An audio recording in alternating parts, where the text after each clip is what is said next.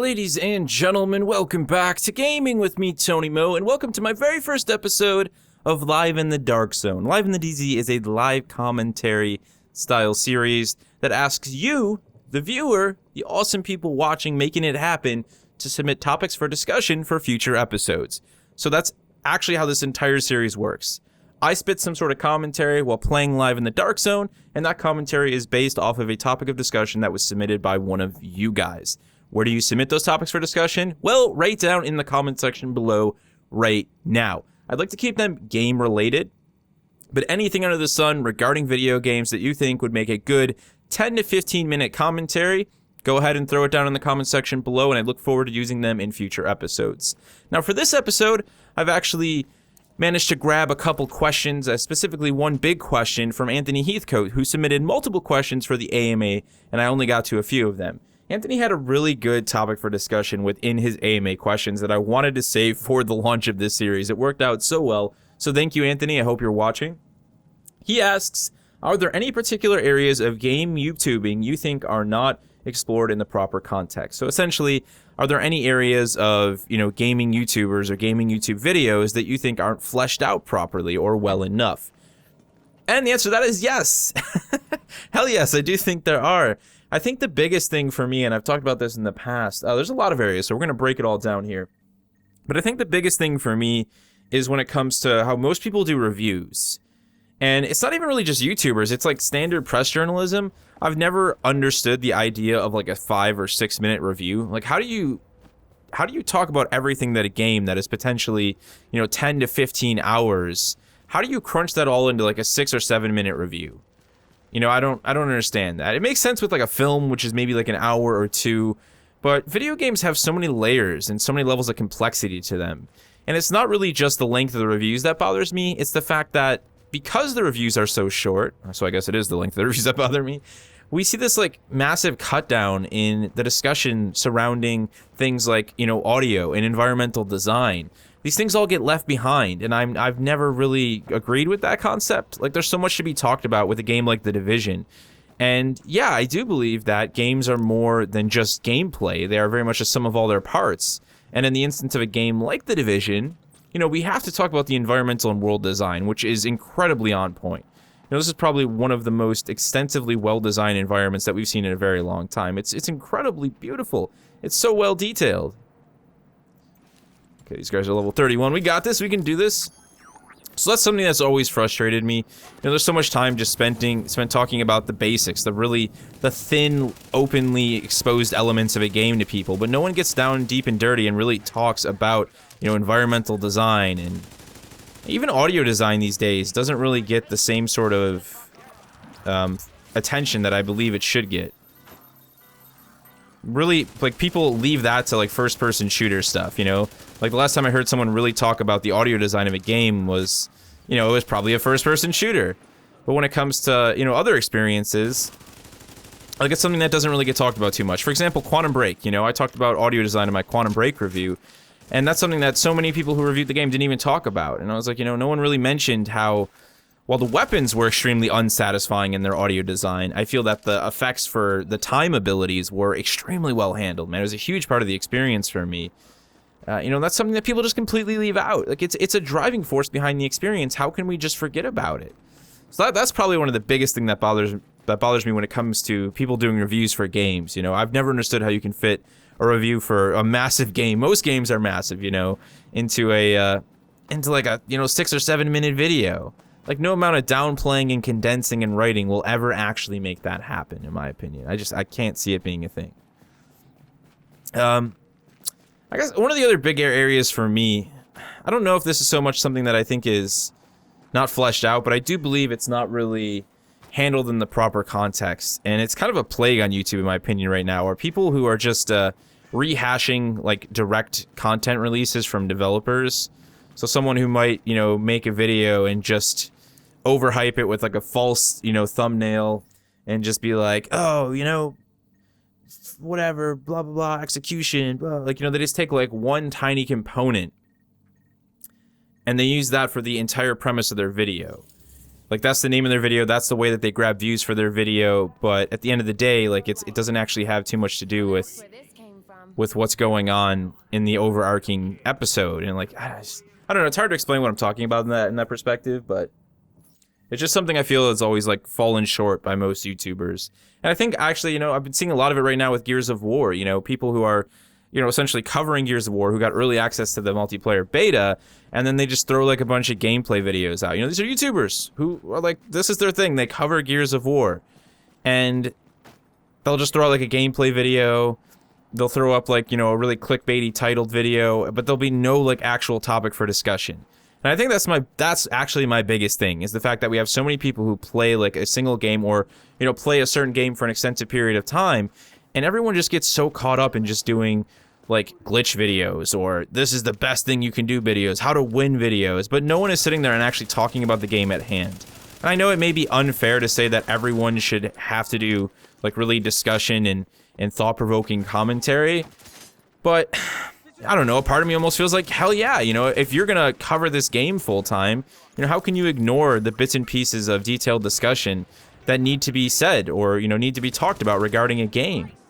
It's like if I covered The Division for as long as I've been covering it, and all I ever did was just tell you guys about the best weapons in the game, and, here's the best place to go to farm materials, but I never talked about the game's problems. I never talked about, where I think the game needs to go to improve, and I never talked about my overall feelings for how I feel the game has been delivered to the players, can you imagine coming here watching one of my videos and never hearing me talk about, the world design or the audio design or why I enjoy the combat? Like, my first impression, the small mini review I did for The Division would have been so boring.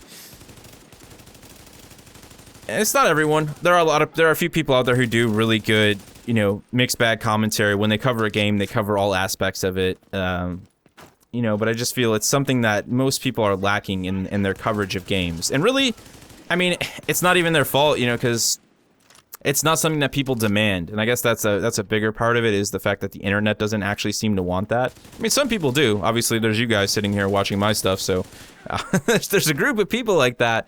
But the larger audience is more interested in just give me the facts, give me what's the best gun in the game, how do I make the best build, and then call it a day, So essentially what we did is, when I look at that side of things, is we took what existed in what we called game FAQs back in the day, someone going on a forum, and now someone does it with a little bit more production value on YouTube and makes money off it, which is great, That's capitalism. If somebody can make money off of something like that, I'm all for it, I really am. But for me as a YouTuber, it's like I wouldn't feel like I was respecting my audience if that's the only thing that I produce, if I didn't make some other form of entertainment or commentary. And some of these people, just because they don't do like hardcore game discussion stuff alongside of their videos, they do Let's Plays, they're entertainers. And I think that's the flip side of the coin, and I appreciate that. Kato, of course, Kato Genesis, I think is a good example. Dude kills it with his, his guides and his walkthroughs. But when he's all said and done with this stuff, he puts together an amazing Let's Play, and he plays the whole thing, and he always does really interesting Let's Plays.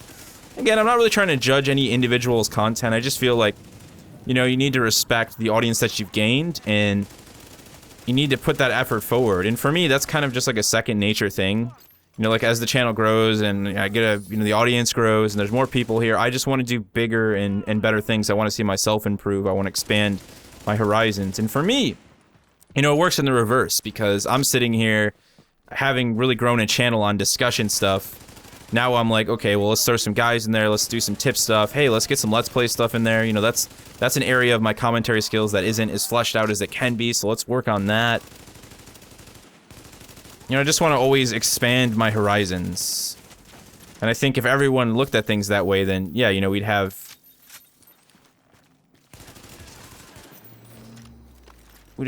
more layers to the average YouTuber and the content that they produce. That's actually a really difficult question. I'm not sure if I answered that in the right way. I kind of feel like I got completely out of context there. But either way, it probably made for a decent discussion. I mean, let me know what you guys think about that. Are there any, YouTube videos that you feel just really are always explored in the wrong way? I guess the big thing is what I first talked about. It really is, for me, it's all about the way people handle reviews, and I don't like the idea of reviews being cut so short and just so crammed into smallness. When everybody sits there and claims like, I can't watch a 30-minute review, I don't have time, and I'm just like, give me a break, man. You don't have time. Some of the busiest people in the world have time, and not to try and brag or come across as egotistical or anything, but I work full time and I spend probably an additional 10 to 15 hours on top of full-time just doing YouTube, and I still have time to watch a 30-minute video, you know? And, you know, to me, the only thing that matters is that that video is well-constructed. You know, if I want something short-form, you know, to be honest, I'll just look at, like, a small written review or something like that. But when it comes to, like, a piece of video content, I'm genuinely going there because I want to be entertained. And I suppose that, in most instances, it's good that we have a little bit of both. We have people who do long-form style reviews. We have people who do short-form. But to me, a short-form review is never going to really let me know all the things that I'd like to know about a game or about an experience before I go ahead and actually pick it up. Oh, these guys got wrecked by AI. Oh, wait, who's this guy? What's going on over here?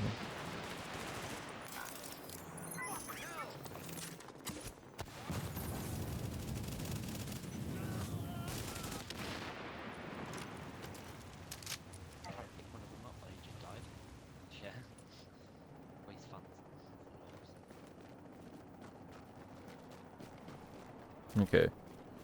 So that was his buddy who died over there. That's unfortunate. And I wasn't here in time to get any loot off that. So that is that. So that's, to close it out, that's my biggest one. It's definitely the way reviews are mostly handled. I just feel like some things can't be short form or shouldn't be short form. Not so much that they can't. I feel like they deserve to be long form. Like, games deserve to be discussed in a greater manner. And it's the same thing with film. You know, I don't watch too many film reviews, but when I do, I usually go for the people who sit down and have a nice, you know, 15, 20-minute discussion about a film. And if they're good at what they do, it'll go by in the blink of an eye, and I'll be like, hell yeah, man, you know, that was nice, that was detailed, that made me think about the film in ways I didn't think about it. And I think that's what I appreciate about a really good long-form review, is when somebody taps into those elements that create, you know, that allow the person watching it, if they've already seen the film. Because for me, I usually don't watch reviews until after I've played or seen something. And then I like to hear other people's opinions, because, you know, you're just one person.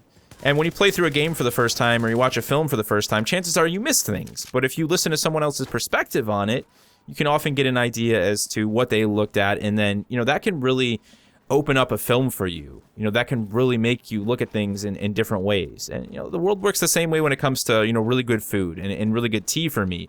You know, you drink a nice cup of tea with somebody else, you have a nice meal with someone else, and you can sit there and you can bounce your thoughts back and forth. You know, did you get that hint of that, you know, that grassy echo that oolong had, you know, something that you might not recognize because your brain gets caught up in something else.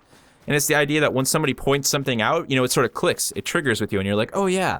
And it's definitely the same thing for video games. And that's why I feel more long-form, detailed reviews are important, especially when they go out of their way to hit and expose every element that puts together, that exists, that is the sum of all parts for a game, you know, not just, let's just not talk about gameplay, like, you know, let's talk about everything. So that's it for me, guys. Let me know what you guys think of the series. Like I said, I really liked doing the equivalent of this for Destiny, my daily series. It was a hell of a lot of fun. You guys submitted some really amazing topics back then, so hopefully the same thing can happen with this. I like roaming the DZ. You know, some days in the Dark Zone are more interesting than other, but at the end of the day, we've still got our live commentary. We've got a couple kills under our wing, and unfortunately no loot, but I think I'm actually going to head on out of here and make my way back to my base of operations and grab some gear and some resupply. As I said, guys, submit any of those topics of discussion. Keep them video game related. Throw them right down in the comment section below. I'll start to pool them up and save them on my notepad over here, and we'll make use of them in future episodes. I'd like to do one of these every single week. That's the plan. You know, make it a weekly thing. It'll be a lot of fun. But really, it's all about, you know, the two sides of the coin. I'm half of the puzzle here. You know, I'm here to make the commentary and play the game. The other half is you guys getting involved and helping me, you know, really pick a topic for discussion. Anything else for me? Feel free to throw it down in the comment section below. Stay safe out there, agents, and I will see you in the next one.